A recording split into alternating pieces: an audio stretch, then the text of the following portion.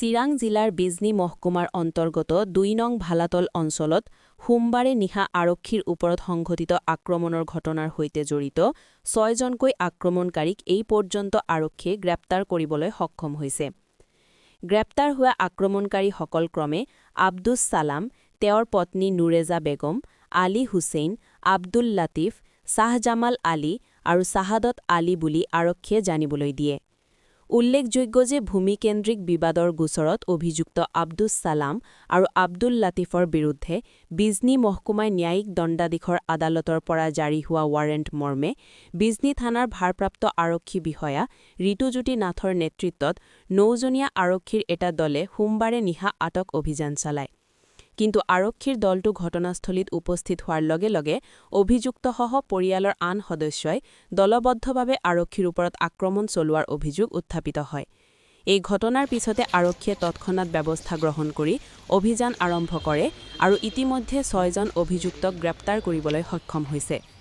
ঘটনাটোৰ সন্দৰ্ভত চিৰাং জিলাৰ জ্যেষ্ঠ আৰক্ষী অধীক্ষক ধ্ৰুৱ বৰাই মঙলবাৰে বিয়লি বিজনী থানাত উপস্থিত হৈ এক সংবাদমেল সম্বোধন কৰে।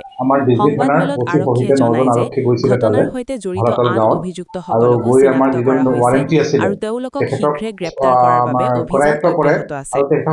News desk, Bijni first 24। পৰিয়ালৰ মানুহ আৰু গাঁওখনৰ অলপমান মানুহে আৰক্ষীক বাধা দিছিল আৰু তেওঁলোকে আৰক্ষীৰ ওপৰত আক্ৰমণো কৰিছিলে। ফলত আমাৰ এগৰাকী লেডি কনষ্টেবল আঘাতপ্ৰাপ্ত হয় আৰু এজন আমাৰ ড্ৰাইভাৰ কনষ্টেবল আঘাতপ্ৰাপ্ত হয় আৰু কেইবাজনকো তেখেতসকলে এটেক কৰিবলৈ চেষ্টা কৰিছে, এটেক কৰিছেও। ইনফেক্ট কৌশিকো এজনে গোচা মাৰিবলৈ চেষ্টা কৰিছে। তথাপিতো আমি এজন কালি আনিবলৈ আমি সক্ষম হওঁ, যিজন ৱাৰেণ্টি আছিলে। যিহেতু পুলিচক আক্ৰমণ কৰিছে, এইবিলাক আমি সহ্য কৰা নহ'ব। আমি এটা কেছ ৰেজিষ্টাৰ কৰিছোঁ।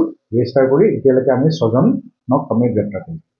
ইতিমধ্যে মানে অভিযোগবোৰ ইয়াত দেখা পাইছে এজনক হাতত কামুৰি দিয়া হয়।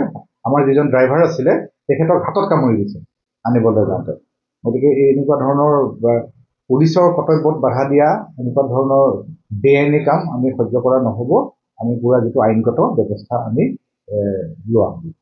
আব্দুল লতিফ এজন পলাতক আছে, কিন্তু পলাতক তেওঁ কিমান দিন থাকিব আমি তেখেতকো